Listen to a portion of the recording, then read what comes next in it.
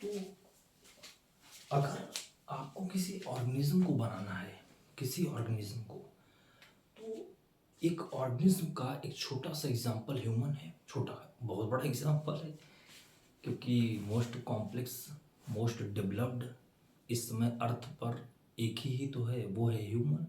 Human के अंदर क्या है, डिफरेंट प्रकार के सिस्टम हैं। खाना को पचाने के लिए, डाइजेस्ट करने के लिए डाइजेस्टिव सिस्टम है, सांस लेने के लिए रिस्पिरेटरी सिस्टम है, ब्लड को सर्कुलेट करने के लिए सर्कुलेटरी सिस्टम है, गंदगी को निकालने के लिए एक्सक्रीटरी सिस्टम है, चलने के लिए लोकोमोटरी सिस्टम है, सोचने के लिए नर्वस सिस्टम है, न्यूरॉन है, केमिकल के लिए और हार्मोन्स के लिए एंडोक्राइन सिस्टम है। डिफरेंट प्रकार के सिस्टम ही तो एक ऑर्गेनिज्म के अंदर हैं। तो इतनी बातें हम लोगों की हो गई। तो एक बार मैं पूरा समराइज कर देता हूँ। यही डायरेक्ट इलेक्ट्रॉन, प्रोटॉन, न्यूट्रॉन, ठीक, इन सब से मिलकर बना एटम, एटम से बना मॉलिक्यूल, मॉलिक्यूल से बना macromolecule, macromolecule to cell organelle. पीछे रिवाइज एक करा चुका हूँ मैं। सेल ऑर्गेनिल से बना सेल और सेल से बना टिश्यू। इतनी बातें हम लोगों की क्लियर हो गई थी। अच्छा, अब जो हमारा अभी का टॉपिक है वो हम कवर करने जा रहे हैं। क्या? ह्यूमन फिजियोलॉजी का, ह्यूमन फिजियोलॉजी का जो सबसे पहला चैप्टर है बेटा, उसका नाम है ब्रीदिंग एक्सचेंज ऑफ गैसेस। हम उसी को स्टार्ट करने जा रहे हैं। देखना, स्टार्ट करने का तरीका थोड़ा यूनिक रहता है। मैं डायरेक्ट हेडिंग डाल के पढ़ाना नहीं शुरू करता, मुझे अच्छा नहीं लगता है। टॉपिक आया कैसे है उसकी थोड़ी सी बात हम करेंगे। देखना, सबसे पहली बात, किसी बॉडी के अंदर, किसी बॉडी के अंदर भाई हम लोग, इस धरती पे दो प्रकार के लोग पाए जाते हैं, ऑटोट्रॉप, हेट्रोट्रॉप।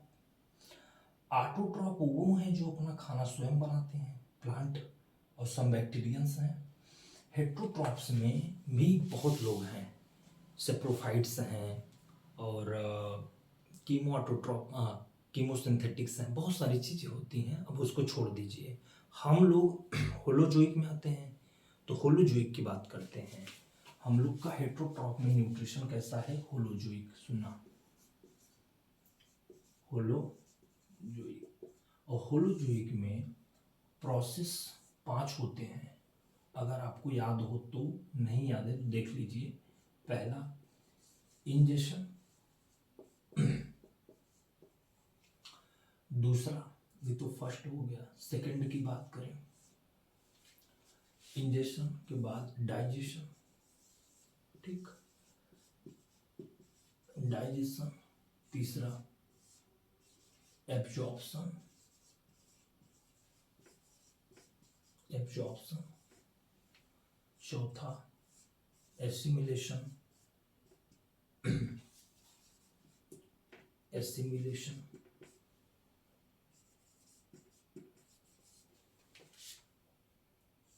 पांचवा,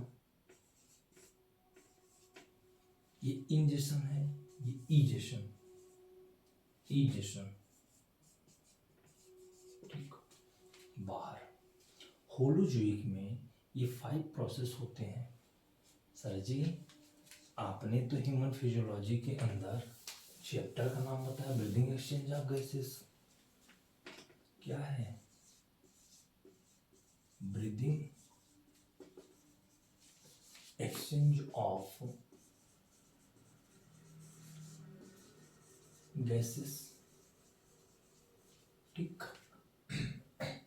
ये हमारा फर्स्ट चैप्टर का स्टार्टिंग चल रहा है।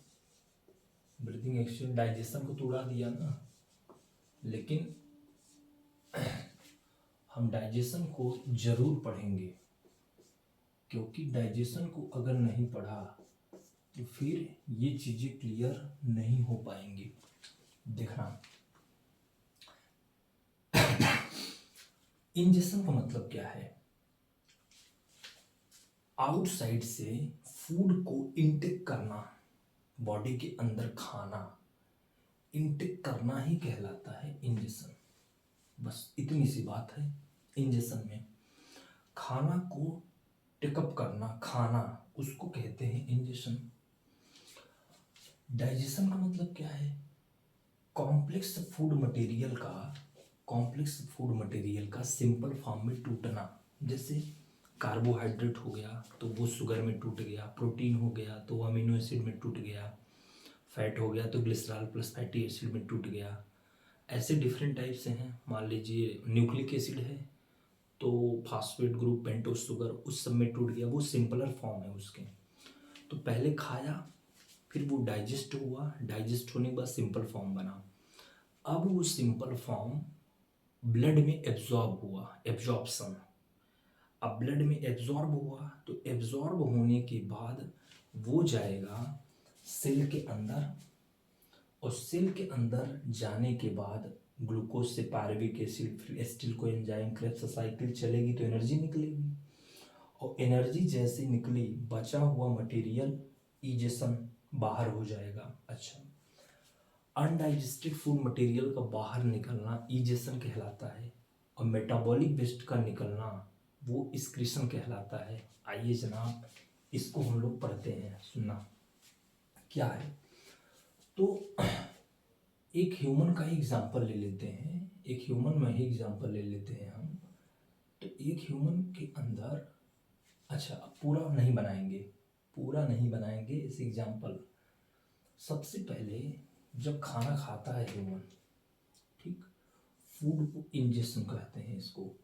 जब ह्यूमन ने खाना खाया, फूड, तो किसी भी फूड में मेजर कंपोनेंट कार्बोहाइड्रेट होता है, फिर प्रोटीन होता है, फिर लिपिड होता है, फिर एंड सो ऑन, रफेज, पता नहीं क्या क्या होता है, etc.. Carbohydrate, protein, lipid, nucleic acid, roughage, fibre, बहुत सारी चीज़ें होती हैं। और इनको खाना ही, इनको खा लेना, टेक कर लेना ही कहलाता है इंजेक्शन, पहला प्रोसेस ये। ठीक, अब ये खाना गया नीचे बॉडी के अंदर, बना देते हैं,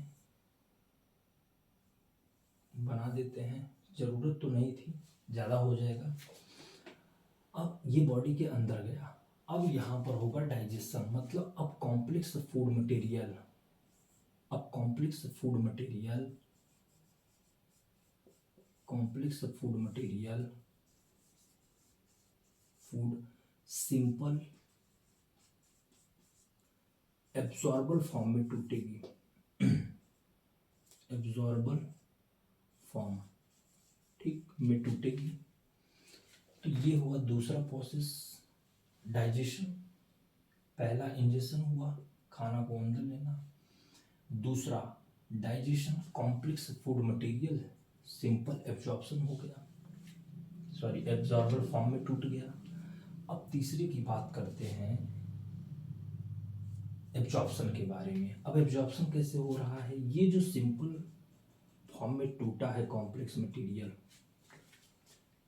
इनका एब्जॉर्प्शन ब्लड के अंदर हो गया। ठीक, कुछ भी ट्रांसपोर्ट करना हो, ब्लड की पाइप ही तो होती है ना जिसके थ्रू जाता है, तो यहाँ पर ये एब्जॉर्ब हो गया। तो पहला इंजेक्शन था, खाना खाया। दूसरा डाइजेशन था, जब अंदर स्टमक में गया, ओसोफेगस से स्टमक के अंदर गया तो डाइजेशन हुआ। कॉम्प्लेक्स फूड सिंपलर फॉर्म में एब्जॉर्ब हुआ, फॉर्म हुआ। अब यही ब्लड के थ्रू यहाँ एब्जॉर्ब होता है ब्लड के अंदर। ये तीसरा प्रोसेस है, एब्जॉर्प्शन। अब जैसे ही ये एब्जॉर्ब हुआ ब्लड के अंदर, जैसे ही एब्जॉर्ब हुआ ये ब्लड के अंदर, कोई भी ब्लड की पाइप कहाँ जाएगी? सेल के पास। ये गई सेल के पास, देखना, ये गई सेल के पास, सपोज दैट, ठीक, ये गई सेल के पास। ये रे डायग्राम आपको पढ़ा रहा हूँ ताकि मैं अपने चैप्टर पर पहुँच पाऊँ। मेरा मेन मोटो क्या है, डायरेक्ट हेडिंग डाल के नहीं पढ़ाता मैं। तो आया कैसे चैप्टर, इस बात को समझने के लिए आपको थोड़ा बेसिक समझना पड़ेगा। धैर्यता, पेशेंस रखिए प्लीज़, तभी आपको चैप्टर में मज़ा आएगा कि कहाँ से इस गैस की ज़रूरत पड़ गई, और रिस्पायरेशन को ही ब्रीदिंग या ब्रीदिंग को रिस्पायरेशन क्या कैसे क्या बोलते हैं, देखना। तो इस ब्लड वेसल के अंदर, इस ब्लड वेसल के अंदर से सेल के अंदर ये ग्लूकोज प्रवेश किया जो एब्जॉर्बल फॉर्म है। अच्छा, सभी कंपोनेंट बनते हैं, लेकिन जो ग्लूकोज होता है वो मेजरली यूज होता है। ये सेल था, सेल के अंदर जब ये ग्लूकोज पहुंचा तो टूटा पायरुविक एसिड में। अब यहाँ न्यूक्लियस बनाऊं, वो सब आपको आता है, कोई दिक्कत की बात नहीं, लो बना देता हूँ यार, ठीक है, जगह चाहिए हमको थोड़ा सा। तो ये सेल थी, और इसके अंदर थोड़ा पानी पी लेता हूँ मैं।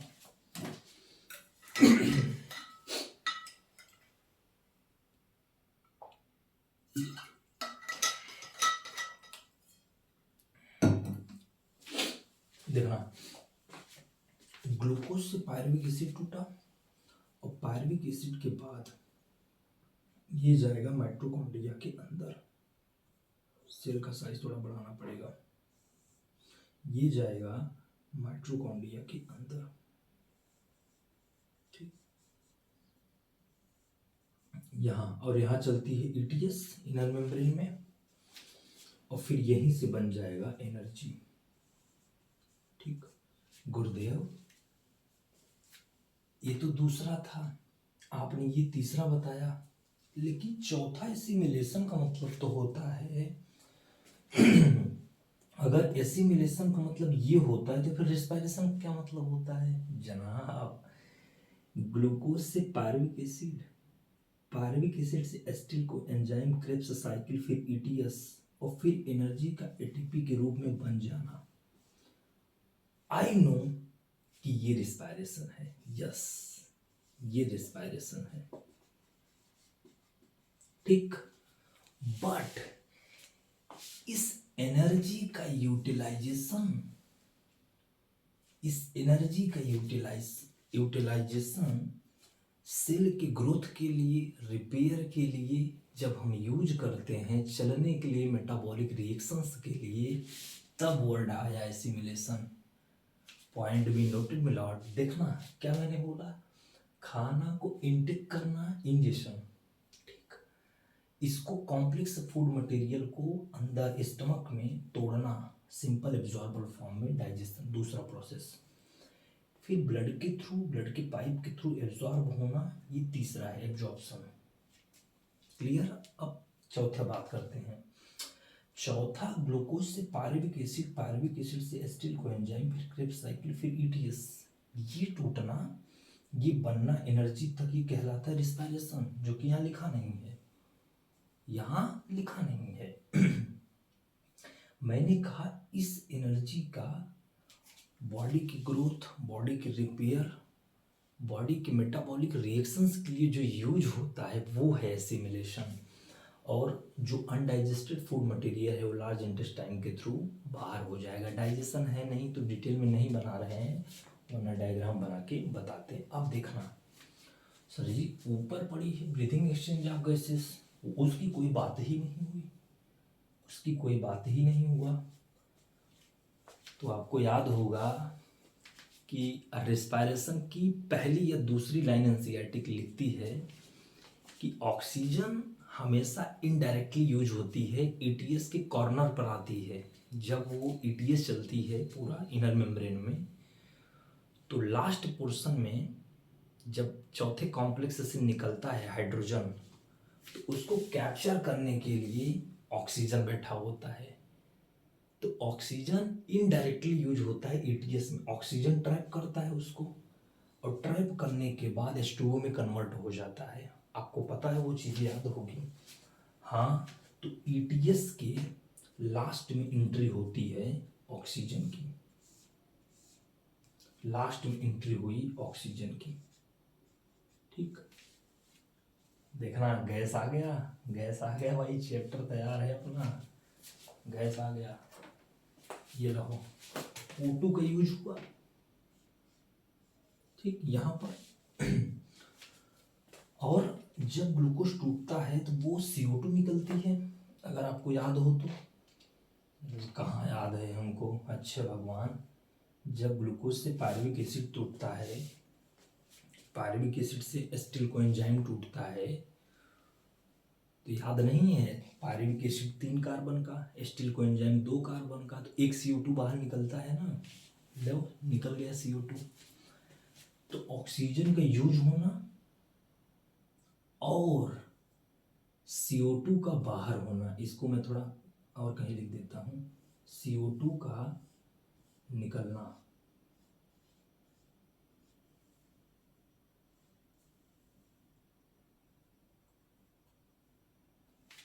गैसेज में भी 2 लोग हैं, एक है O2 और एक है CO2, ठीक। O2 का इनटेक होता है, इनहेल करते हैं, और CO2 को बाहर फेंकते हैं, एक्सहेल करते हैं। तो इतनी बातें क्लियर हुई, देखना। तो O2, सॉरी बेटा, सॉरी सॉरी, आज मौसम बड़ा, ठीक, इतनी बातें हुई। तो O2 का इनटेक और CO2 का निकलना, ब्रीदिंग एक्सचेंज ऑफ गैसेस। अब ब्रीदिंग एक्सचेंज ऑफ गैसेस का जनाब कहता है, breathing is commonly known as respiration. बच्चे कंफ्यूज, उनको लगा कि फिर रिस्पायरेशन और ब्रीदिंग एक ही चीज है क्या, क्यों ऐसा कह रहा है। बेटा आप देखो कि ग्लूकोज से पायरुविक एसिड, पायरुविक एसिड और पायरुविक एसिड से एसिटिल कोएंजाइम, एसिटिल कोएंजाइम से क्रेब्स साइकिल, और क्रेब्स साइकिल से ETS। इतनी जगह, इतना बड़ा प्रोसेस है रिस्पायरेशन, देखना। रिस्पायरेशन तो बहुत बड़ा प्रोसेस है, एक छोटी जगह यूज होती है oxygen. Aerobic respiration, yes yes yes, बच्चा सोच रहा है कब से कि गुरुदेव एक बार एरोबिक रिस्पायरेशन का नाम तो ले लीजिए। तो ये इतनी कॉम्प्लेक्स, ये इतना कॉम्प्लेक्स प्रोसेस है, ठीक। तो ये तो पूरा रिस्पायरेशन है, ये तो पूरा रिस्पायरेशन है, जो कि बहुत कॉम्प्लेक्स है, अच्छा खासा चैप्टर पढ़ाया जाता है इसका। ये रिस्पिरेशन है जो टूट के एनर्जी बनाएगी, उसका एक ही काम है। अब O2 का इनटेक होना, O2 का अंदर घुसना, और CO2 का टूटना, निकलना बाहर, ये कहलाए ब्रीदिंग एक्सचेंज ऑफ गैसेस। तो रिस्पायरेशन का एक छोटा सा पार्ट होता है ऑक्सीजन का घुसना, CO2 का निकलना एक जगह पर, एरोबिक रिस्पायरेशन। तो रिस्पायरेशन बहुत बड़ा टॉपिक है, उसका एक छोटा सा पार्ट होता है गैस का यूज होना, ऑक्सीजन, एरोबिक रिस्पायरेशन। तो एक बार हम अपने लेक्चर को समराइज करते हैं। मैंने क्या कहा, मैंने कहा जब फूड को इंटेक किया, खाया, तो फूड खाने के बाद डाइजेस्ट हुआ, डाइजेस्ट होने के बाद, डाइजेशन क्या है, कॉम्प्लेक्स फूड मटेरियल का सिंपल फॉर्म में टूटना ही तो डाइजेशन है। अगर कार्बोहाइड्रेट है तो ग्लूकोज सिंपल फॉर्म है, प्रोटीन है तो अमीनो एसिड सिंपल फॉर्म है, फैट है तो फैटी एसिड और ग्लिसरॉल है। ऐसे डिफरेंट टाइप के मटेरियल्स हैं जो आप देखते हैं। अब जब इनका ब्लड में एब्जॉर्ब हुआ, ब्लड के अंदर, इसी सिंपल फॉर्म का तो कहलाया एब्जॉर्प्शन। अब ब्लड के थ्रू गया सेल के अंदर, अब सेल के साइटोप्लाज्म के अंदर ग्लूकोज से pyruvic acid, acetyl coenzyme Krebs cycle. भाई एनर्जी बनाने का धरती पर एक सिंगल प्रोसेस होता है जो कि रिस्पायरेशन है। एनर्जी निकली, ये रिस्पिरेशन का काम है।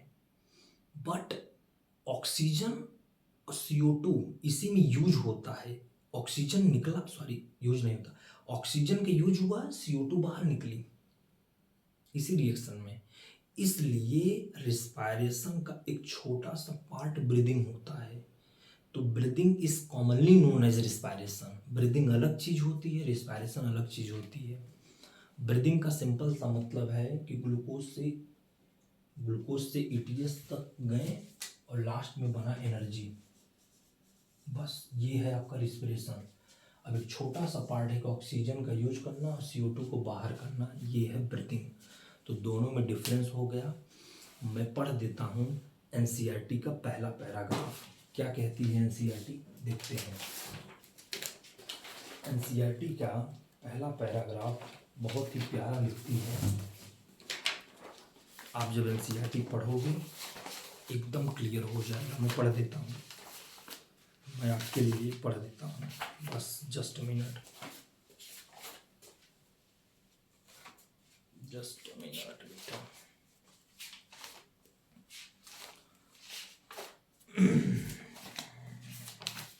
ठीक, देखिए क्या लिखा है। As you have read earlier, oxygen is utilized by the organism to indirectly क्यों बोला? क्योंकि हम सांस तो ऐसे ले रहे हैं, ब्रीदिंग तो समझ में आ रहा है, पर इनडायरेक्टली वो ETS के लास्ट में ऑक्सीजन यूज होता है। Break down into molecule glucose, amino acid, fatty acid, derive निकलना, energy to perform various activity, energy निकलती है, बहुत काम होगा। Carbon dioxide which is harmful gas तो रिलीज कर दी जाती है कैटाबॉलिक रिएक्शन के दौरान। इट इज देयरफॉर एविडेंट, पक्का आपको सब क्लियर हो गया है। मुझे लगता है NCERT पढ़ाने की ज़रूरत नहीं है। तो इतनी बातें आज हम अभी कर रहे हैं। प्लीज़ एपिसोड को कॉन्टिन्यूअस देखना, एक भी पल के लिए छोड़ना नहीं है। चलिए, थैंक यू, धन्यवाद।